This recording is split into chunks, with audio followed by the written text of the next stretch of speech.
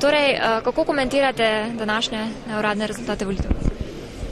Izjemno smo zadovoljni. Za nas je bila to zelo pomembna preizkušnja. Verjeli smo, da bomo prišli v parlament, vendar vse ostalo je bilo negotovo, tudi zato, ker je vzdušje v Sloveniji v zadnjem letu se nagibalo izrazito smer polarizacije oziroma občutka mnogih, da se lahko izbira samo med dvema strankama. In doseči tu izid, ki je tam okoli 10%, ni mačji kašelj.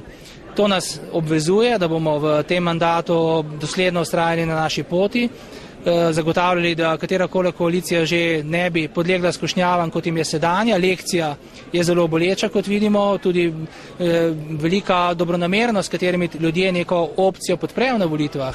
In na teh volitvah je nedvoumno ena opcija dobila podporo, tako kot neka druga pred 4 leti, a je ona zelo hitro izgubila in vedeti je treba.